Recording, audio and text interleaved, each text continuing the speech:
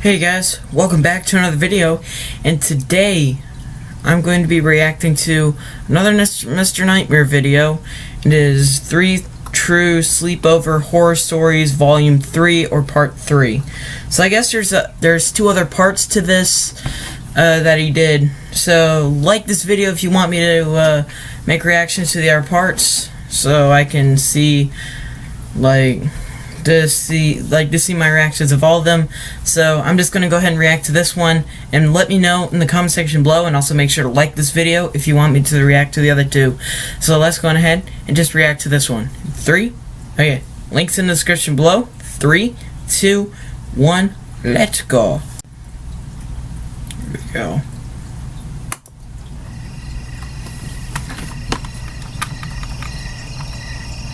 Oh my gosh, it just looks creepy.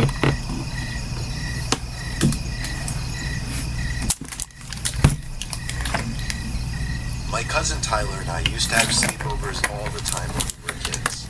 Always at his house though, because he had the cool house. Back then, before cell phones and modern video games, kids actually used to do normal kid things. Like, for example, we both loved to play hide and seek at night. Boy. One time when we were 9, both our parents were going out for a night in Atlantic City. So they had my other cousin, Tyler's older brother Joe, keep watch on us. Huh. An hour into the night, however, Joe told both of us he was going out and not to tell Mom. Oh. Tyler and Joe would commonly do this because it mutually benefited them. Tyler loved having the house to himself, and Joe hated staying home all night. By the time he left, it was already a little later in the night, like 9 o'clock. Okay. We had our dinner. It's not that late. It would be a good idea to play It's hide. midnight right now. Their house was honestly massive. That's so it late. was always a lot of fun. I was hiding first. We started in the basement where Tyler would count. We had a rule that we couldn't use any house lights, only flashlights. Our reason for this was because it just made it cooler. I tiptoed up the stairs, then up the next flight of stairs to the upstairs of the house. The upstairs had a whole other living area, along with 3 bedrooms. I chose to hide in one of the unused bedrooms. I buried myself between 2 big beanbag chairs and a blanket. I left the door open to avoid any suspicions. I heard creaking coming into the room, lively footsteps. Tyler was now moving around the carpeted room. I could hear him. He went over to the closet and opened it. Then he I don't think that's what Tyler or whatever he said. Then he walked over to the other side of the room, and he started opening the drawers to the desk, rummaging through them. Suddenly I heard Tyler's young, innocent voice calling my name up the stairs in a kind of mockingly tone to try and scare me. My mouth opened and literally started twitching when I put 2 and 2 together. You gotta be kidding me. Slightly over my head to see what he was doing, but it wasn't Tyler. I knew right away based off the person's height. It was a much taller, fully grown man. Boy. It wasn't Joe, and it wasn't his dad. He perked up like a statue when he heard Tyler's voice, and I saw him duck into the corner of the room, behind the small piece of wall that sticks out there. Tyler entered the room with his flashlight and kept saying my name over and over. Oh no. Drawn out like. I was praying his light would not reach over to the corner of the room. His light landed on me under the blanket. He may not have even seen me, but I still willingly came out and acted all defeated, fake laughing and everything. I told him he won, put my arm around his back, and started nudging him out of the room. I kept the conversation as natural as possible, until we were halfway down the stairs. That's when I dropped the bomb and told him there was someone in there with me and nudged him to run outside. Being the scared 9-year-olds we were, all we could do was run next door and ask the woman living there to call the police for us. She did without hesitation. I still remember the scene vividly, of the cops pulling up, running into the house, and 5 minutes later, ushering a guy out in cuffs. Ha! It was a great feeling, even as a 9-year-old. At least there's something good out of it. Okay. This is what I gotta say to the person breaking in. One time Get I had a wrecked. sleepover with my friend Mike on a cloudy, dark night. There was a slight drizzle and occasional lightning. We were 13 years old. Mike lived on a dead end with one other house next to it. Across the street was a field surrounded by trees, and his backyard led to a forest. Mike and I were up late, much after his dad went to sleep. His dad's room was all the way upstairs. Mike's room was on the lower level of the house by the den, so the den was where we would hang out mostly to just play GameCube. A knock at the backyard window That's a good system. The blind was shut, so we couldn't see outside. Mike ran to go open the blind. Yo! But he did anyway. As he did, I shut off the TV and lamps because I didn't want to be seen. Now that it was dark in the den and slightly brighter outside, we could slightly see outside and see that there was nothing but grass in the visible distance. Why'd you... A small flash of lightning confirmed that there was nothing but wet grass in all directions. We sat in the den with the lights off for a while, just waiting for something else to happen. We kept our eyes on the window, expecting somebody to come up to it. Eventually, after what felt like forever later, we turned the TV and lamp back on and pretended it didn't happen. The blinds were open this time, and every so often I'd take nervous glances at the window, just making sure nobody was out there. God damn. After getting so absorbed in the game and forgetting to take a glance at the window, there was the second set of knocks. Mike and I both jumped up and looked at each other. With all the lights on, we couldn't really see outside. At least, not until the flash of lightning outside, just for a brief moment, lit up the night sky, long enough to show the person who was standing at the window. This time we ran upstairs to Mike's dad's room and pulled him out of bed, screaming at him to get up. The three of us ran out to the backyard in our coats and shoes, turning the backyard light on the way, and also taking along flashlights. There was a buildup of mud next to the back wall of the house where the dirt patches were, and in the puddles of mud were heavy, distinct footprints of boots.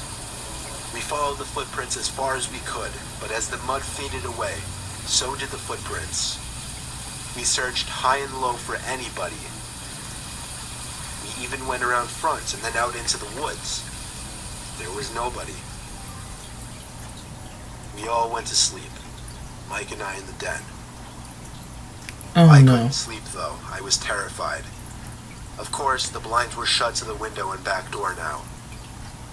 Just as I was anticipating, Third set. There was a third set of knocks at exactly 12:15. I remember that number. Me and Mike both jumped from the couches and ran upstairs to his dad's room once again. This time he ran outside alone and told us to call the cops.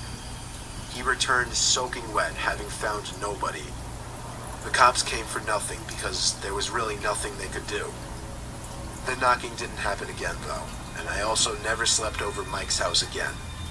Ever since that day, his den just always gave me the creeps.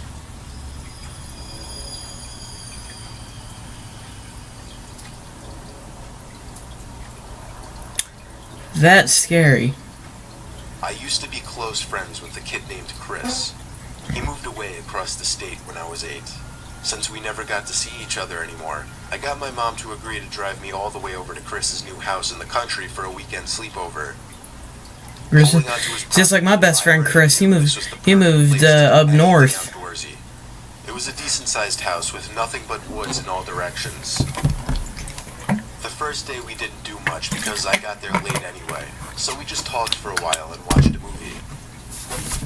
A couple of times I'd think that I was hearing sounds coming from below the floor. I would ask him, "Do you have a basement? Is someone down there?" That there was no basement, and that his whole family had been hearing weird noises coming from down there for a few days, and they planned on having some inspector over to check it out. The next day was partly cloudy and warm, so we planned on spending most of the day outside. I convinced him to go for a walk in the woods just to explore. After all, this was all kind of new to him as well. Conveniently, there was an opening into the woods that almost seemed to have meant to be a path. So as we were walking over to it, Chris's foot hit something that made a metallic kind of thud sound. His foot hit a rusty old cellar door. He said he didn't know about this, neither did his dad. He bent down and pulled it open, and it made an ear-piercing squeal as the rusty door turned on the hinges.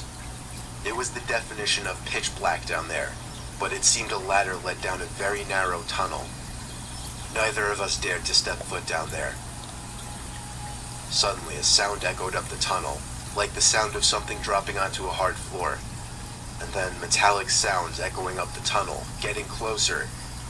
As soon as we realized it was the sound of somebody climbing up the ladder, we ran to Chris's father, who was shocked to see what we had found. He called down there repeatedly for anybody to come out before calling a few of his buddies over to go down with him. Chris and I were forced to stay inside while the three Then of you them call the went down. cops and have them investigate it. Back up 5 minutes later, all of them visibly shaken and nervous. They came back inside and talked to Chris's mom in private. They never let either of us in on what they saw. Apparently cops showed up as well, but we were forced to stay in Chris's room, so we couldn't watch any of it. In fact, it wasn't until I was 13 that Chris finally texted me one day, telling me what his dad really found down there. 3 full body bags tucked away in a corner, an old cot, broken beer bottles everywhere, and the smell of freshly smoked pot. Ooh. Chris told me that when we heard something down there, we probably heard whoever was living down there, and whoever was responsible for those dead bodies. Damn.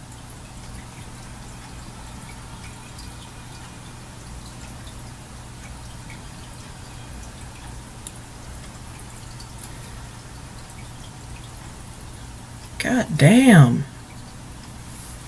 Well, that's creepy as hell. Alright, well, that's it for this video. Thank y'all very much for watching. Make sure to like, comment, and subscribe. Subscribe for more content, and sorry, I got something in my throat. Okay, guys, so thank you all very much for watching. Like, comment, subscribe, share the video, turn on notifications, and I guess I'll see y'all later. Peace out.